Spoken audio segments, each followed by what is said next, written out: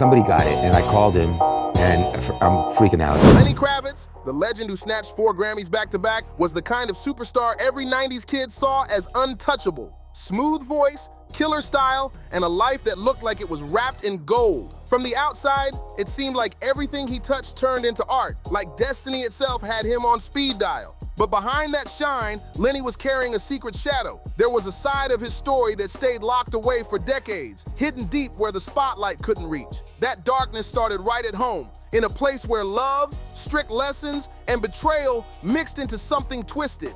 His dad wasn't evil, but he was the one person who made Lenny feel both respect and fear. The kind of fear that makes you hold your breath so you don't make a sound. Those early scars never really healed. They followed him into adulthood like ghosts he couldn't shake off.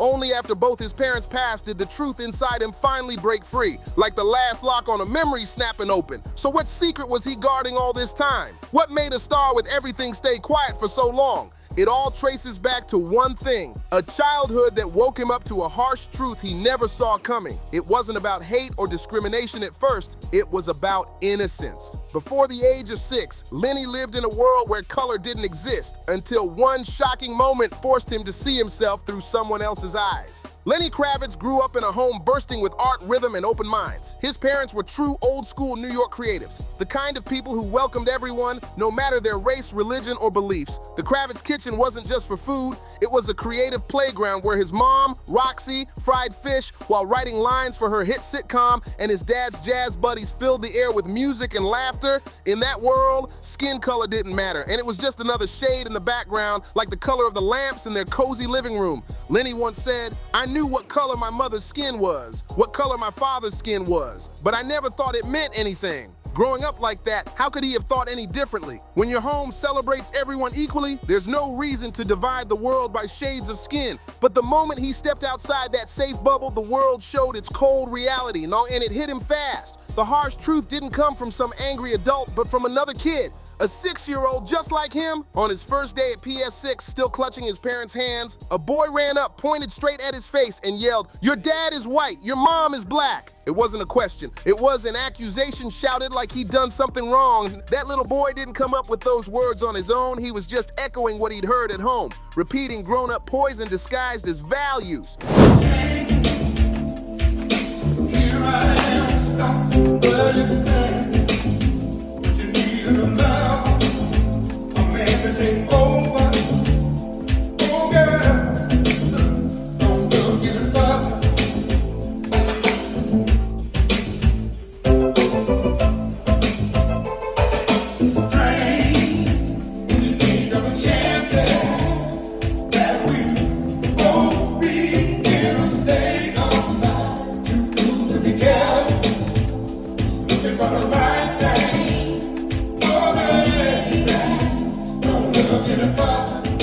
Imagine that. A kid too young to spell the word color, already using it to decide who's worth more and who's not. That's the heartbreak. The real damage starts long before children even understand what they're saying. The grown-ups love to preach about morals, equality, and love, but their actions told a totally different story. They smiled for society, spoke about unity, and then turned around and quietly taught their kids who not to sit next to. They built 2 worlds, one filled with pretty words to impress the crowd, and another full of silent judgment and side eyes. It's wild how their silence did more damage than their words ever could. Right in the middle of those 2 worlds stood little Lenny, just 6 years old, innocent, and already carrying the weight of adult hypocrisy. Every time the mixed-race boy from the Kravitz home walked by, he became a living reminder of the line those adults drew between us and them. But the most painful blows didn't even come from strangers, they came from family. Lenny's grandparents, his father's own parents, refused to show up at their son's wedding simply because his bride, the incredible Roxy Roker, wasn't Jewish. The reason didn't need to be said out loud, everyone knew. Roxy was a proud black woman, and in the 1960s, that love broke every unspoken rule of so-called social order. Lenny didn't need an explanation. Kids feel rejection even when no one says a word. He saw it in the way people looked at his mom, in the empty dinner tables, and in how her name got skipped in conversations like she didn't exist. Those silent rejections carved scars deeper than words ever could. And from that pain, Lenny built a lifelong mission to prove he was enough. But how do you stand tall when both sides make you feel like you don't fully belong anywhere? Not white enough, not black enough, not religious enough. It's like the world decided he didn't fit in any box. And that feeling followed him like a shadow he could never shake. And Lenny grew up feeling like he was caught between two worlds, a mix that didn't seem to belong anywhere. I love you, Mama.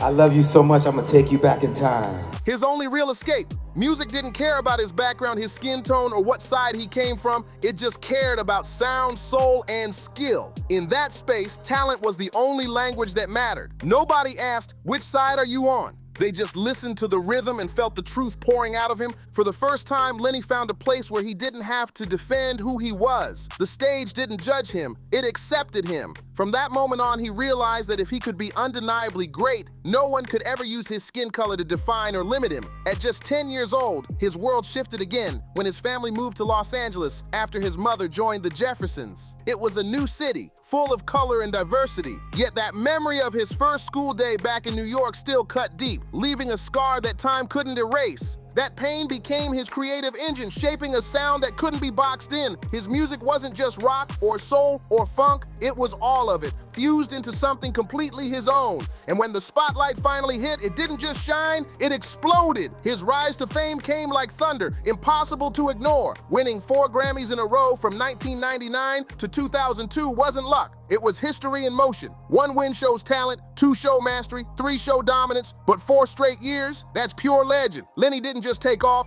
he flew away. And when American Woman and hit after hit started dropping, Lenny wasn't just making music, he was making a statement. Each song screamed louder than words. No one can deny me anymore. Okay. And we know about the end. Oh, Jazz and Wolf. Da-da-da-da-da-da-da-da. Dun-da-dun-dun. Boom, boom, boom. Down, down, down, down. Hold. I'll deal with it. And then, wow. Okay? You don't have a chord. We do.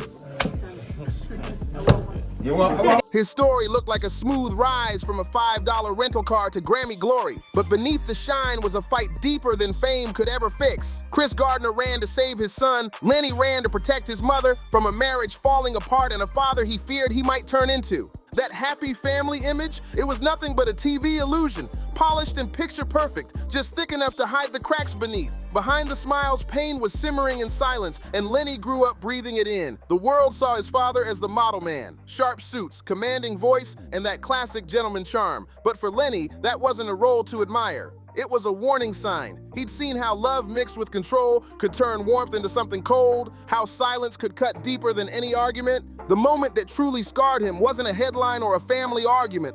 It was a night burned into his memory forever.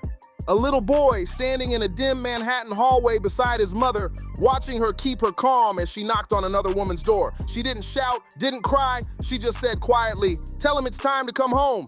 That was the moment everything changed. A child doesn't need explanations. They see the truth faster than grown-ups want them to. Lenny didn't remember it through his mother's pain, but through the heavy silence of his father stepping out from behind that door. A silence that followed him for life. The words that haunted Lenny the most came straight from his father. Nice to meet you too. How you doing, man? Big fan of you guys. I'm coming out to come hang out. Oh, Mia, hey. Hi, Mia. I made it just in time. Look at this. A man who rarely spoke from the heart. One day, Lenny finally built up the courage to ask him the question that had been burning inside. Why didn't you stop? Why didn't you fix it? His father looked him dead in the eyes and said just 4 words that hit like stones dropped down a well. You will do the same. That sentence wasn't just an answer. It was a curse passed down, disguised as destiny. No apology, no lesson, just a cold acceptance that betrayal was part of being a man. Those words planted a shadow on Lenny's shoulders, a heavy legacy built on silence and pride. His father didn't try to break the cycle. He simply handed it over as if pain and unfaithfulness were traditions to inherit. And through it all, Lenny's mother, Roxy, kept trying to hold their family together. She begged him to come home to think about the kids, to rebuild what was broken. But all she got back was arrogance and distance. In one explosive argument, his father's anger boiled over. A stack of plates came crashing down, and one sharp shard flew straight into Lenny's shoulder. No one said a word. No one asked if he was okay. That silence screamed louder than any shouting ever could. It was the kind of silence that taught him everything about broken families, where men refused to admit fault, women carried pain like it was part of their role, and children learned to keep quiet just to survive. From the outside, the Kravitz home looked polished, creative, classy, and modern. But inside, it was a quiet storm where love and hurt lived under the same roof. Lenny grew up at a dinner table where one chair always sat empty, a silent reminder of everything missing. Across from him, his father's only response was a cold stare, and around them, his grandmother tried to stay strong, holding herself together so her son wouldn't see her falling apart. But as Lenny got older, a chilling truth started to sink in. He could see pieces of his father in himself, the pride, the ego, the quiet rebellion, even that dangerous idea that love would always come back no matter what. When fame hit like a tidal wave, the spotlight didn't just shine on Lenny, it mirrored him back to himself. Suddenly, he was standing in the same kind of power his father once had, and it terrified him. It wasn't women or success he feared. It was the shadow of that same cold masculinity that had haunted his childhood. Fans called him a sex symbol, said he was one of the most magnetic men in music. But behind the image was a man running from his reflection. The very charm that drew people in was the part of himself he distrusted the most. That's why at the height of his fame, Lenny vanished into solitude for nearly a decade. It wasn't about meditation or chasing peace. It was about detoxing from everything his father had passed down. No relationships, no flings, no risks of repeating history. He stayed alone to make sure no woman ever felt the pain his mother did. What the world never saw was how deep that struggle went. His father hadn't just betrayed, he'd also carried envy toward Roxy's success on the Jeffersons, and even jealousy toward young Lenny as his own star began to rise. That bitterness lingered like a ghost, one Lenny fought to finally lay to rest. His father's poison didn't come through shouting, it came through silence. Cold stares, sarcastic comments, and the kind of quiet that eats away at a family from the inside. To the outside world, Cy Kravitz looked like a polished gentleman, respected, successful, the perfect image of discipline. But to Lenny, Cy was the very thing he feared becoming. His biggest nightmare wasn't failure. It was turning into the man who'd broken his home. And that fear, more than fame or scandal, was what cost him the greatest love of his life, Lisa Bonet. Lenny adored Lisa, but that love carried terror too. He loved her so much that he feared he'd hurt her the way his father hurt his mother. And that fear quietly pushed them apart. Fans from the 90s still say that Lenny's time with Lisa was his golden era. And they're right. It wasn't just about beauty or fame, it was about peace. Beside her, Lenny didn't have to perform, didn't have to hide, and didn't have to pretend to be unbreakable. For the first time, he felt like he belonged somewhere. But when that marriage fell apart, it wasn't just the end of love, it was the loss of safety. Lisa wasn't only his partner, she was the roof over the storm of his past. And when that roof collapsed, Lenny found himself standing in the same emptiness he'd known as a kid, back in that emotional space where the lights were on, but no one felt home. Anyone who's ever loved like that knows the pain isn't in the goodbye, it's in returning to the silence afterward. That's why Lenny, even in his leather jacket and rock star glow, carried a quiet sadness behind those sunglasses, the kind that never fades, no matter how bright the spotlight gets. After his split from Lisa, Lenny fell into what he later called the darkest chapter of his life, and this wasn't the kind of darkness artists exaggerate for drama. It was real, heavy, and suffocating. The kind that makes your chest feel like it's caving in, where food loses taste and nights stretch forever. Sleep barely existed. For months, he only managed 2 hours a night, just enough to keep going, but never enough to heal. That wasn't exhaustion from fame. It was heartbreak that lived right in his chest, pulsing with every breath. But instead of drowning it out with noise or falling into bad habits, Lenny chose the hardest path. He faced it head on. Every sleepless night turned into a lyric. Every tear became a melody. That's how Mama Said was born, out of pain, out of love, and out of the desperate need to stitch his spirit back together. It wasn't just an album, it was therapy pressed onto vinyl. Fans say it's his most emotional work, and they're right. When you listen to It Ain't Over Till It's Over, it sounds smooth and romantic, but with context, you hear something else. The sound of a man holding on to the last pieces of what he can't replace. Imagine Lenny in the studio at 3 a.m., half awake, eyes heavy, heart wide open, pouring everything he had into the mic. The crowd saw a rock god, strong, confident, glowing under the lights. But when the show ended, he'd drive back to a quiet New York loft, flick on the kitchen light because the dark felt too empty, and sit there until sunrise. No crowds, no noise, just him, his guitar, and the silence that fame could never fill. No one reached out for his trembling hand, no one whispered, "It'll be okay." Those are the images that hit fans the hardest, because everyone knows what it's like when the crowd disappears and the lights go dark. After his divorce, Lenny didn't stop believing in love, but he stopped letting anyone close enough to break him again. People could touch his music, his photos, his fame, but his heart, that stayed locked away. Not out of pride, but out of fear. Fear of repeating his father's mistakes, fear of becoming the man who hurt his mother, and fear of waking up to that same hollow insomnia that once consumed him. The media kept calling him a sex symbol, the ageless rock god who made heartbreak look cool. But beneath the image was a man doing everything possible not to hurt anyone, even if that meant hurting himself with loneliness. To protect others, Lenny built walls so high that he became unreachable. And that's the quietest kind of tragedy. People think rock stars run from love to chase thrills, but Lenny ran from love to keep it pure, to keep it from turning into pain. He once had a love so rare, so grounding, that losing it changed his entire definition of safety. And when something that perfect shatters, how do you ever trust your hands to hold it again? Now, at 61, Lenny has endless love from fans, friends, and the world. But the kind of love that once felt like home is the one door he no longer dares to open. Those who've lived through heartbreak know this feeling too well. Some doors don't close because we want them shut, but because we can't bear to watch them fall again. So Lenny keeps the key in his pocket, but never turns it in the lock. Lenny now speaks about love with eyes that have seen too much, eyes that once burned with passion but now carry the calm of someone who's loved, lost, and learned. He's not bitter, just careful, like a man who's touched fire and knows exactly how it burns. So when most people his age start chasing comfort and peace, Lenny did the opposite. He built a life that glows like a spotlight yet feels as still as silence. That's how he entered one of the strangest, most fascinating phases of his life. A rock star on the outside, monk on the inside. At 61, his energy is unreal. The body, the skin, the presence, he looks like time simply forgot him. Every photo that hits the internet makes people say the same thing. How does he still look like that? A man past 60 with the spirit and glow of someone half his age. It's no wonder the world still calls him a living icon. But what most people don't see is the price behind that glow. Lenny isn't living wild like a typical rock legend. He's living disciplined, almost sacred. He's built his lifestyle around balance and restraint, determined not to become the kind of man he once feared, careless, reckless, or cruel. While others from his era slow down, Lenny keeps moving with purpose. His life is simple but strict, mostly vegetarian, fueled by fruits, raw foods, and clean living. No alcohol, no stimulants, no fast food, no shortcuts. He doesn't chase pleasure, he chases peace.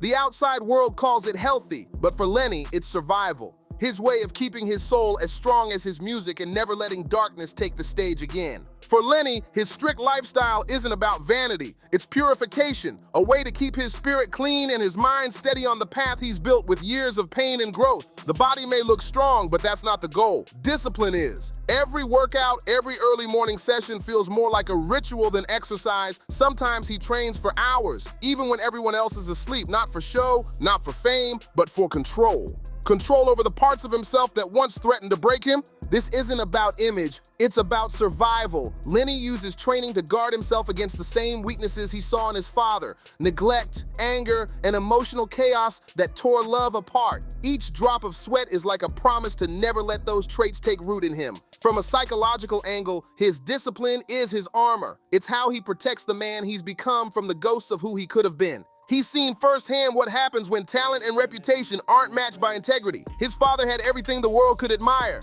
except balance. And Lenny swore he'd never follow that path, so he built his life around structures so tight that no flaw could slip through. But that kind of perfection comes with a cost: loneliness. The world sees a man who could have anyone he wants, and the media keeps calling him an eternal sex symbol. Yet behind the headlines and the glossy photos, the truth is completely different. Lenny's life isn't filled with flings and wild nights, it's filled with quiet, focus, and an emptiness he rarely lets anyone see. For nearly 10 years, Lenny chose to live completely alone. No relationships, no romance, no sharing his space with anyone. It wasn't because he stopped believing in love, but because he was protecting others from himself. He'd seen what happens when men let instinct take over, when carelessness turns love into pain. So he built distance, not out of pride, but out of fear of repeating the very mistakes he once swore he'd never make. Lenny admitted that his lifestyle had become almost too rigid. From the outside, it sounded noble. Clean living, focused control, but underneath, it was lonely. The world adored the version of him on stage.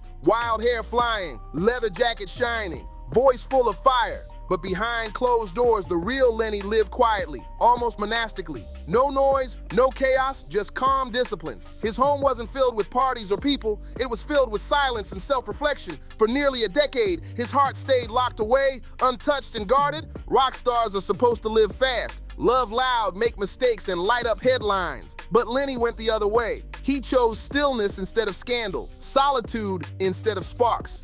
Middle-aged fans understood that choice deeply because they'd seen what happens when men can't control their darkness. Families fall apart, dignity fades, and self-respect disappears. Lenny became the proof that discipline could save you, but also isolate you. That ageless face, that perfect composure everyone admired, it wasn't effortless, it was armor. And behind that glow was a man still wrestling with the cost of keeping himself pure, still haunted by the silence that came with it. Discipline helped Lenny avoid repeating his father's mistakes, but it couldn't shield him from life's cruelest truth. Time always takes what you love most. At 61, when he looked around, many of the icons who once stood beside him, the legends of his generation, were gone. He had become what he never expected to be, the last one standing. That's the real heartbreak, not death itself, but living long enough to watch everyone you love fade away one by one until silence is your only company. For Lenny, that's not philosophy, that's his reality. His mother, Roxy Roker, passed when he was still in his prime, before he could place those hard-earned Grammys in her hands and say, "I made it, Mom."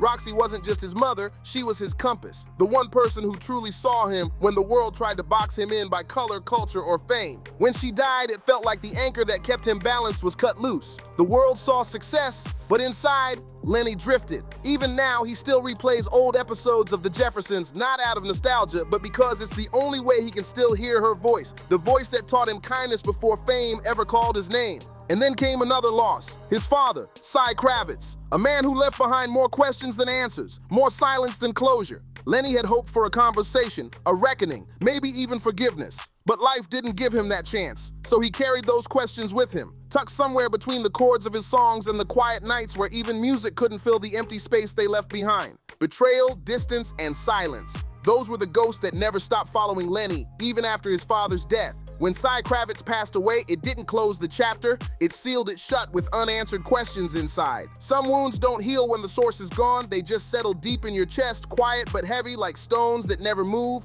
But the most painful losses didn't come from family, they came from the friends and icons who had shaped his world. One by one, they disappeared.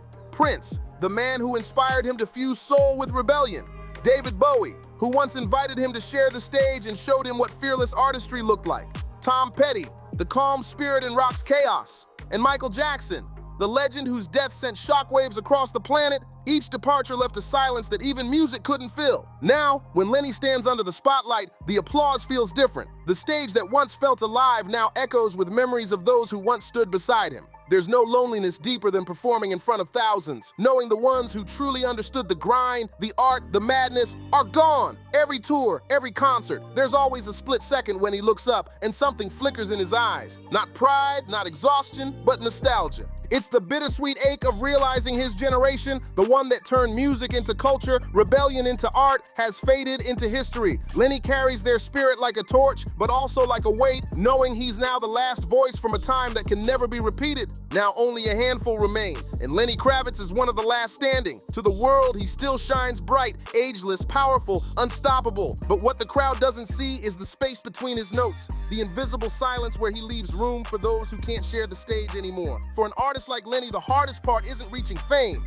it's outliving it. It's carrying the weight of memories that only he remembers. He once said that sometimes when he performs, he's not just singing for today's audience, he's singing for them, for the ones who built an era that will never return. Every riff, every cry from his guitar, every note that echoes through the crowd, it all carries whispers from friends long gone. Most people hear a concert. Lenny hears a reunion with ghosts of greatness. It's a rare kind of ache, standing in bright light while missing the ones who used to share it. His generation wasn't just talented, they defined culture, a golden age of artists who turned sound into legacy. And now, only the songs remain to prove they were ever here. Lenny has become more than a performer. He's a storyteller of a lost era, a guardian of memories written in melody. When the lights hit him on stage and the music fills the air, something deeper happens. It stops being entertainment and turns into a ritual, a way to keep the souls of that disappearing generation alive.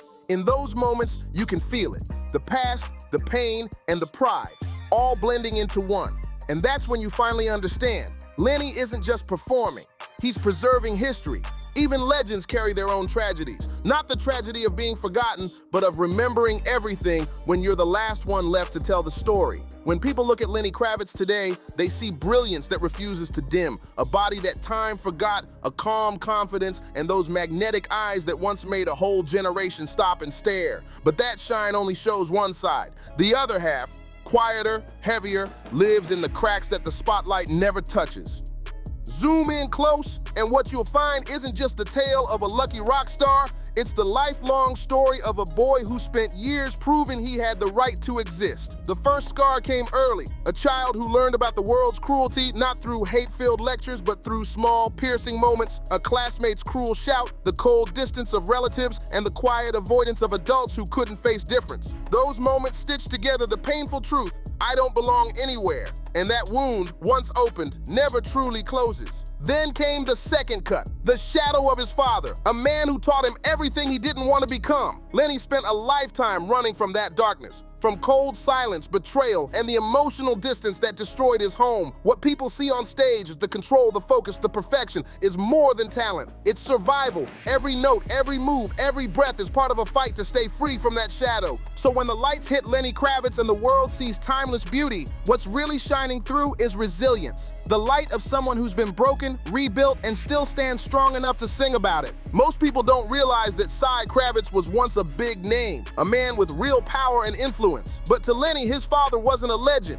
He was a storm brewing inside their home. The tension at every dinner table, the way his mom forced a sad smile, the silence that made him hold his breath. That was the version of his father he knew. Growing up in that kind of atmosphere taught Lenny to move carefully, to measure every word, to avoid setting off the next emotional explosion. As he got older and finally understood his father's betrayal, anger wasn't what he felt. Fear was. Fear that his father's mistakes lived in his blood. Fear that someday he might repeat them without meaning to. Fear that love, the one thing he craved most, could also become the thing he ruins. And that's why he chose distance. Not out of coldness, but out of self-protection. He didn't rush into love or let people get too close, not because he didn't care, but because he knew his heart was far more fragile than the confident image the world saw. Then came the third wound, the heartbreak with Lisa Bonet. Their love wasn't a tabloid headline, it was something deep, real, and rare. The kind of connection they thought could last forever. But when it ended, it left Lenny in free fall like the ground had vanished beneath him. Nights blurred into mornings with only 2 hours of sleep, songs written through tears, and endless hours sitting in darkness that music could barely pierce. For someone who'd already watched his parents' marriage collapse under betrayal, losing Lisa wasn't just heartbreak, it was history repeating in the most painful way imaginable.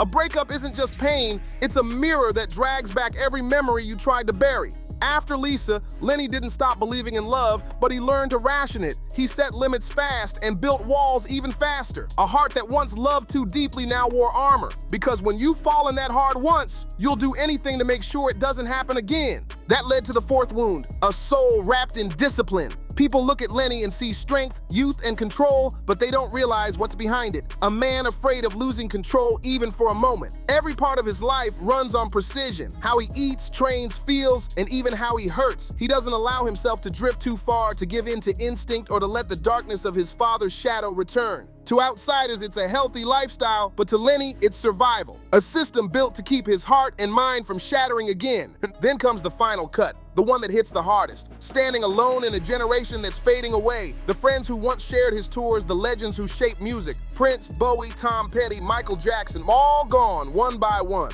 Backstages that used to echo with laughter are now quiet spaces filled with memory. The road trips, the jam sessions, the chaos, all replaced by silence and ghosts of the past. It's a kind of emptiness success can't fix. The spotlight still shines, the crowds still cheer, but the people who truly understood him aren't there to see it anymore. And for Lenny, that's the real cost of time. Not aging, but outliving the ones who made life worth living. And when you piece it all together, the misunderstood child, the man forever running from his father's shadow, the heart too scared to break again, the soul held together by relentless discipline, and the artist left standing as his entire generation faded. You see the strange, haunting beauty of Lenny Kravitz's life. It's the kind of beauty that makes people admire him, but also feel an ache deep inside.